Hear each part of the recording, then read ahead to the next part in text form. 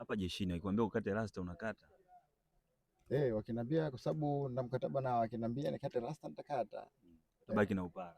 Nitabaki na upara. Malengo yako ni yapi sasa? Maana hapo kwenye timu ya jeshi.